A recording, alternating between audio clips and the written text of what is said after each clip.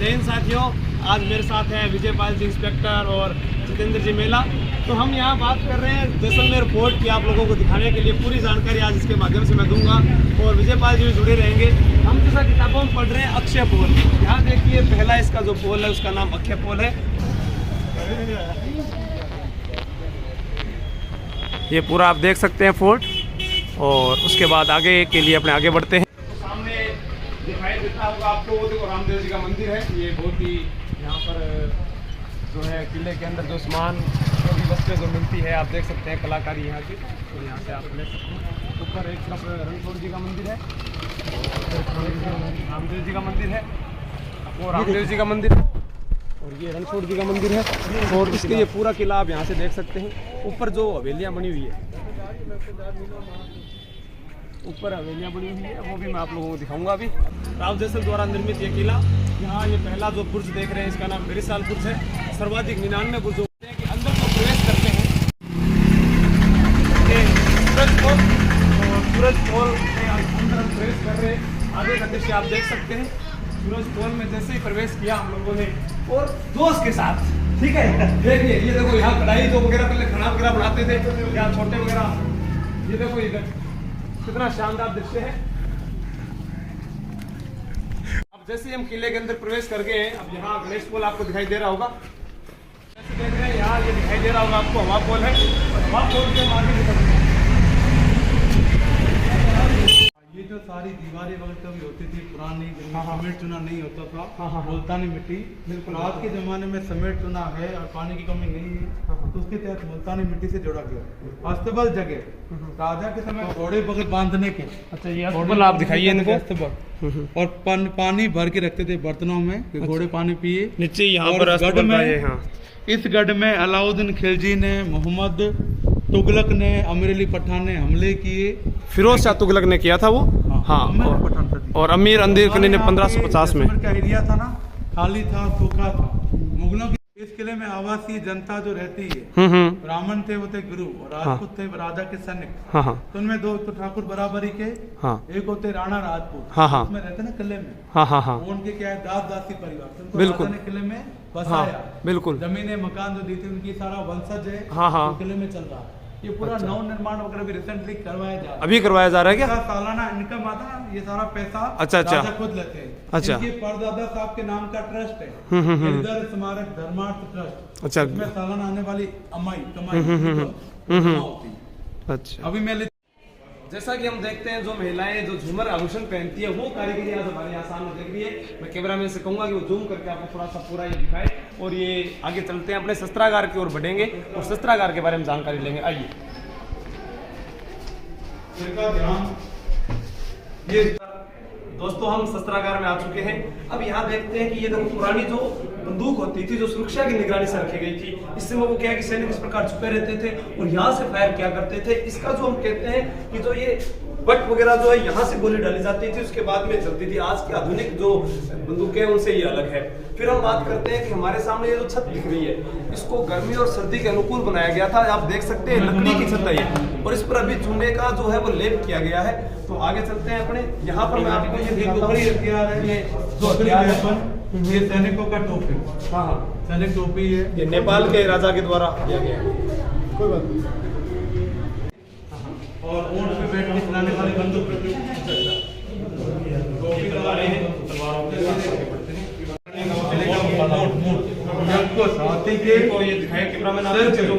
हाथी के सिर पे मारते हैं अंकुश। अच्छा, अंकुश। और पीछे धनुष बाण, इंसानों का गला होता है ना गर्दन, उस पे इंसान के चलाते गर्दन पे मारने के। ये घोड़े रखे हैं चाबक। अच्छा, छोटे घोड़े के, बड़े ऊंट के, ये मोहरी ऊंट का मुंह बांधने के काम आते हैं। ठीक, पर बैठ के जो बंदूक चलाने के जो काम आती थी, ये इतनी लंबी बंदूकें थी। जो सैनिक थे राजा के समय में, वो ऊंट पर बैठ के ये हथियार का इस्तेमाल करते थे। ये देसी कट्टा है, ये स्टाम्प नोट छापने की मशीन है, और ये सिंह है। ये छोटा ढाल खाने की ओर चल रहे हैं। दीवान खाना यानी राजा का जो सिंहासन था वहाँ पर बढ़ेंगे। आइए।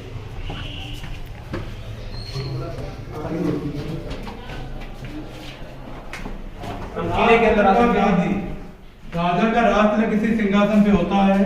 तलवार रखने का सिंहासन पे वजह है कि आज भी पीढ़ी चल रही है। और यदुवंशी चंद्रवंशी राजा पत्तियां सोने की और बीच का कलश सोने का लगाया। और पिछले जो राजा जिनकी मृत्यु हुई थी ना, ये थे बृजराज सिंह। सकल के थे सुंदर थे कि सकल से इनको सम्मानित किया गया था। ये हकीकत है कि राजा बृजराज सिंह की फोटो में रंगीन बताऊंगा आपको आगे। आप कहेंगे नहीं आपकी ठाकर साहब बहुत सुंदर थे पिछले जिनकी मृत्यु हो। पुराने जमाने में जो ढोल नगाड़े बजते ना, पब्लिक को बुलाने के लिए वो यहाँ से बुलाया जाता था। ये आह्वान का दरवाजा गणेश मंदिर से प्रवेश करते थे राजा इधर से, फिर यहाँ से आह्वान होता था। अब हम चल रहे त्रिपोलिया बाजार गेट की तरफ चल रहे, त्रिपोलिया दरवाजा आ गया ये। हाँ दोस्तों, तो हम त्रिपोलिया गेट से अंदर प्रवेश करते हैं तो यहाँ 3 ये जो खिड़कियाँ हैं, इनके बाद में हम यहाँ से पढ़ेंगे कि जो राजा जो थे उनके शासनकाल के बारे में बताऊंगा। यहाँ पहले इस किले के जो महारावल रहे हैं, महारावल जैसलदेव जी 1156 से 1167, तो हम ये कह सकते हैं इस किले का निर्माण 1155 में शुरू हुआ था और इनका शासनकाल यहाँ से ही शुरू हो जाता है, 1156 भी कह सकते हैं। फिर महारावल दुर्जन शाह जी है, जिन्हें दुदोजी भी कहा गया है, 1299 से आगे 1311 ईस्वी तक ये रहे थे, ठीक है, जिन्हें अपने रावल दूधा भी अपने जिसे कहते थे। पहला जो साका जो होता है वो इन्हीं के समय होता है, ठीक है। उसके बाद में हम बात करते हैं महारावल भीम सिंह। महारावल भीम सिंह के बाद में महारावल सबल सिंह जी। ये जो तस्वीरें हैं ये हम काल्पनिक कह सकते हैं, हमारे जो शासक जो हुए वो ऐसा रहा होंगे क्योंकि उस समय इतना फोटो का प्रचलन नहीं रहा। फिर महारावल अमर सिंह जी, महारावल जसवंत सिंह जी, इनका शासनकाल आप देख सकते हैं। और आगे बढ़ते हैं, मैं आपको सभी राजाओं के बारे में बताता हूँ। महारावल बुद्ध सिंह जी, महारावल तेज सिंह जी। अभी इसमें 44वीं पीढ़ी चल रही है, जहां पर अपने बात कर रहे हैं 44वीं पीढ़ी के जो शासक है उनके बारे में बताऊंगा मैं। चैतन्य महाप्रभु जी, महारावल अक्खे सिंह जी, और फिर यहाँ पढ़ते हैं, देखो महारावल मूलराज सिंह जी। मूलराज सिंह जी के समय जो दूसरा साका जैसलमेर में हुआ था वो इनके समय हुआ था, जब फिरोज शाह तुगलक ने यहाँ पर आक्रमण किया था। उसके बाद में हम बात करते हैं महारावल गज सिंह जी। महारावल गज सिंह जी के बाद में है महारावल रणजीत सिंह जी, इनके बाद महारावल बेरी शाह जी। जब हमने पहले दुर्ग में प्रवेश किया था तब एक बुर्ज आया था बेरीसाल बुर्ज, वो इन्हीं के द्वारा यहाँ पर बनवाया गया है। फिर यहाँ बात करते हैं महारावल शालीवाहन सिंह जी, और इनके बाद में हमारे साथ में है महारावल जोहार सिंह जी। सागरमल गोपा वाली जो हम कहानी पढ़ा करते हैं, जैसलमेर के अंदर गुंडा राज, आजादी के दिवाले, रघुनाथ सिंह का मुकदमा, गुमान सिंह पुलिस अधीक्षक ने, तो वो महारावल जोहार सिंह जी का शासनकाल था। फिर महारावल गिद्दर सिंह जी, रघुनाथ सिंह जी और महारावल बृजराज सिंह जी। और बृजराज सिंह के बाद अपने अभी यहाँ एक शासक और दिखाए गए महारावल पृथ्वी सिंह जी, छोटे भाई थे, इनके छोटे भाई थे बृजराज सिंह जी के, और वर्तमान में 44वीं पीढ़ी के हैं चैतन्य महाप्रभु जी। ठीक है दोस्तों, कि ये जो चित्र है यहाँ पर एक तरफ एक हिरण और इधर यानी 2 हिरण है, और एक है छत्राला यादवपति, ऊपर एक चिड़िया को दिखाया गया है। ये पूरा आप देख सकते हैं, यहाँ के शासकों की एक साथ तस्वीरें मैं आपको यहाँ दिखाने की कोशिश कर रहा हूँ। दोस्तों ये जानकारी हमारे लिए बहुत महत्वपूर्ण है, सभी दोस्तों को शेयर कीजिए। हाँ तो दोस्तों अब हम इस जगह पर आए हैं जहाँ महारावल साहब बैठा करते थे, राजा महाराजा यहाँ बैठते थे, और जो रानियाँ होती थी वो ऊपर से देखा करती थी। ये वह स्थान है जहाँ पर यहाँ एक तरफ जो उनके मित्र वगैरह आते थे, ब्रिटिश या जो भी मुगल शासक थे वो आते थे, वो इन दोनों तरफ बैठा करते थे। सामने गाने बजाने वाले होते थे। यहाँ पर समारोह का आयोजन करवाया जाता था। जहाँ अभी शेर साहब खड़े हैं तो यहाँ देख रहे पीछे, यहाँ पर जो जगह थी यहाँ गायन बजाने वाली जो जातियाँ हैं वो और जो कलाकार वो यहाँ बैठा करते थे। और इसके अंदर हम देख रहे हैं कुछ तीर दिखाए गए हैं, और वो जो संधि जिन्होंने की थी यहाँ पर लखनऊ की बेगम साहिबा है, पटियाला से जो महाराज है जो शासक थे वहाँ के, वह भी यहाँ पर आए हुए हैं।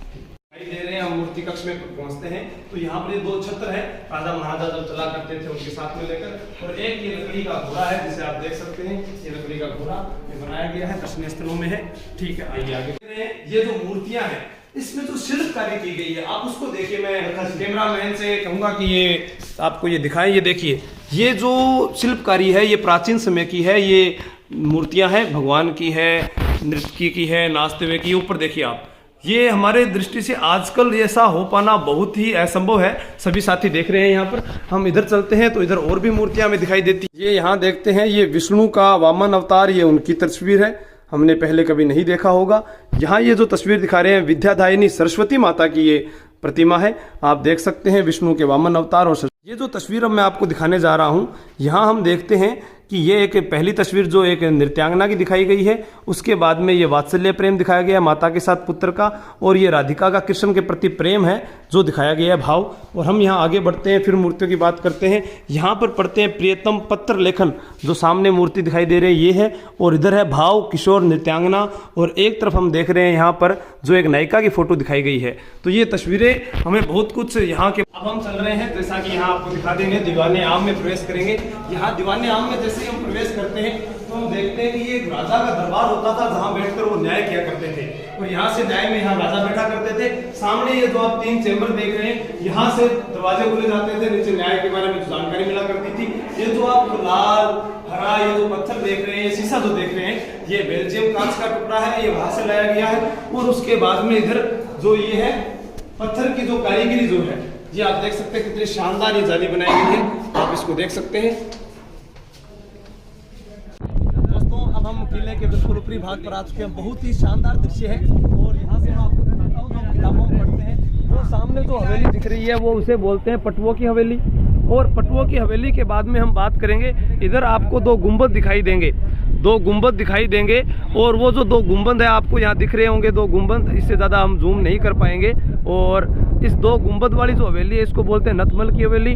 और ऊपर जो एक किला दिखाई दे रहा है आप लोगों को, ये देखो 2 गुंबद यहाँ आपको ये दिखाई दे रहे होंगे, ये यहाँ 2 गुंबद है। इसके बाद में यह नतमल की हवेली है। ऊपर जो किला दिखाई दे रहा है वहाँ पर दुश्मनों को जो सजा दी जाती थी, ये जो स्थान है यहाँ पर। और उसके बाद में हम आगे बढ़ते हैं, इधर तो मैं आपको और दिखाता हूँ। तो अब हम जो सामने देखते हैं वो जोहार विलास महल है, वहाँ पर राजा जो रहते थे, और जो अभी जो दादीसा है वो भी वहीं पर, जो ताजिया टावर जिसे बोलते हैं, बादल महल जिसे बोलते हैं, वहाँ पर निवास करते हैं। उसके बाद हम यहाँ 2 मंदिर देख रहे हैं। जो ये मंदिर, पहला मंदिर ये विष्णु जी का मंदिर है, इनके पास में दूसरा मंदिर बना हुआ है।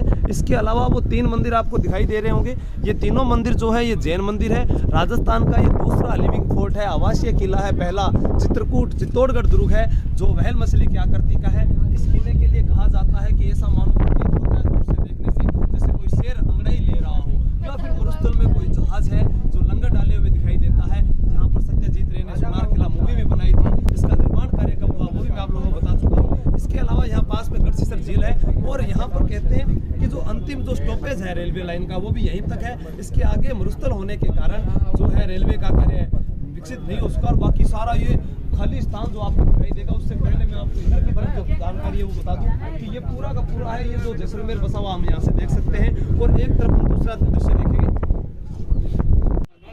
तो हम यहाँ बात कर रहे हैं कि अभी जो आपको मैं दिखा रहा हूँ वो सालिम सिंह की हवेली है। वो सालिम सिंह की हवेली है जिसे हम किताबों में पढ़ते हैं। सालिम सिंह की मैंने आपको नथमल की हवेली, पटुओं की हवेली बताई है। उसके बाद में आपको एक रेलवे स्टेशन दिख रहा होगा टंकी के पास में, ये अंतिम छोर है। इसके आगे रेलवे कार्य बंद हो चुका है, और ये पूरा मरुस्थल दिखाई दे रहा है। इसी मरुस्थल में एक सुंदर दृश्य आपको वो दिख रहा होगा, वो है गढ़सीसर झील।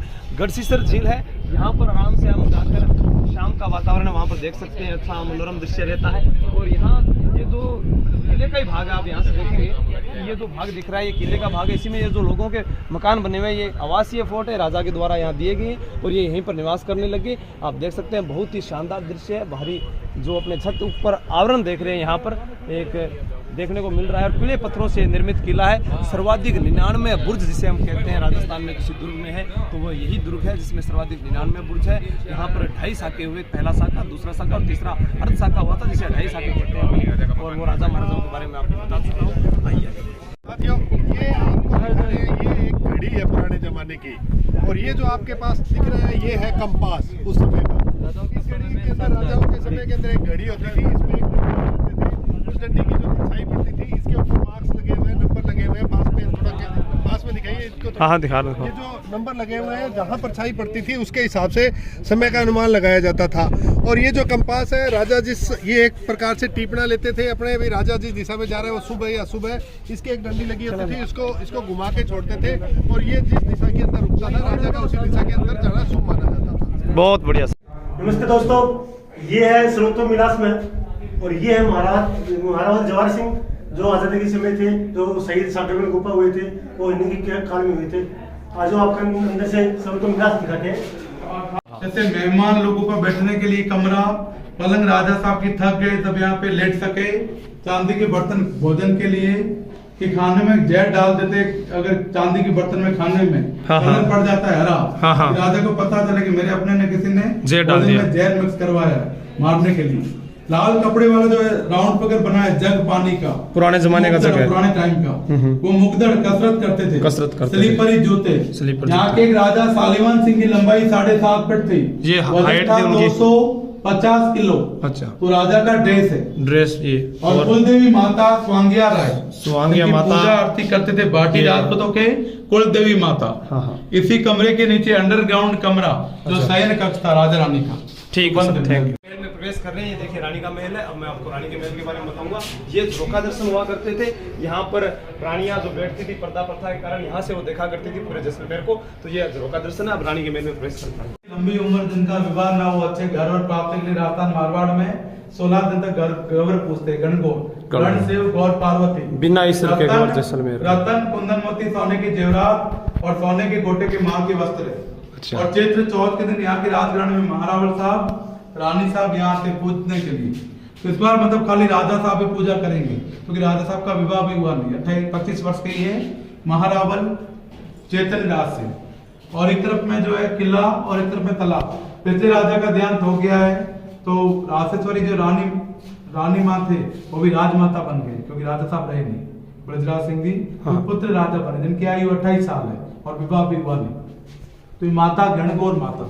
नमस्कार दोस्तों, ये जो पूरा का पूरा आपको दिखाई दे रहा है, यह है स्वर्णगिरी का जो सोनार किला है, उत्तर बट किवाड़ जिसे कहा जाता है, भाटियों के मरोड़ जिसे कहा जाता है, गौरांगगढ़ का किला जिसे कहा जाता है, त्रिकुट पहाड़ी पर जो बना हुआ है, यह किला 99 बुर्जों वाला है, जिसे राव जैसल ने बनवाया। यहाँ से हम प्रवेश करते हैं, यह स्थान रखेपोल। फिर मैं यहाँ से प्रवेश करके आगे आ जाता हूँ, तो हम देखते हैं कि एक तरफ रणछोड़ राय जी का मंदिर है, एक तरफ रामदेव जी का मंदिर है। फिर यहाँ प्रवेश करते हैं, ये बेरीसाल बुर्ज है।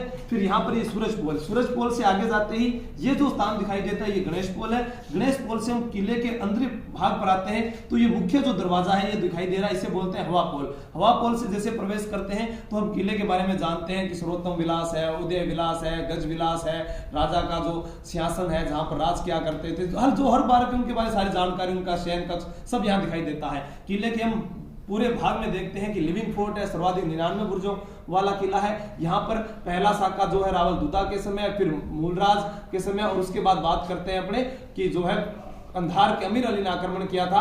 कंधार के अमीर अली ने जब रूणकर्ण जी भाटी 1550 ईस्वी में, जिसे अर्ध साका कहा जाता है। और यहाँ पर कहते हैं रावणा राजपूत शासक हैं, यहाँ पुष्करणा ब्राह्मण रह रहे हैं, सेन रह रहे हैं, ठाकुर रह रहे हैं, ये सभी किले में यहाँ पर आज निवास करते हैं वर्तमान में। और इसी के पास में हम किले के ये बाहरी भाग से जब देखते हैं, चूने पत्थर का प्रयोग नहीं हुआ है यहाँ पर, लेकिन अब थोड़ा चूना पत्थर इसमें प्रयोग किया गया है। पत्थर पर पत्थर रखकर इस किले का निर्माण करवाया गया। और किले के बाहरी ओर हम देखते हैं, तब इधर यहाँ पर पटुओं की हवेली है, नथमल की हवेली है, एक तरफ सालिम सिंह की हवेली है। किले के बाहर गढ़सीसर झील बनी हुई है। किले के अंदर मुख्य अंदर की बात करें तो 3 जैन मंदिर भी बने हुए हैं, विष्णु जी का मंदिर भी बना हुआ है। किले से बाहर ज्वार विलास भी है, सारे यहाँ बने हुए हैं दोस्तों। ये भारत के नक्शे की भांति दिखाई देता है। साथियों, तो ये हम आपको दिखा रहे हैं चौसर पासा खेल। जब राजा रानी जब अपने कार्यों से और से जब बोर हो जाते थे तो मनोरंजन के लिए चौसर पासा का खेल खेलते थे। तो ये यहाँ पे जो आपको नजर आ रही है चौसर पासा की गोटियां हैं, इसके अंदर राजा रानी जो सामने उनका शयन कक्ष है, उसके सामने बिल्कुल यहाँ आके जब भी होते थे दोनों राजा रानी मिलकर यहाँ पे खेल खेलते थे। ठीक है सर।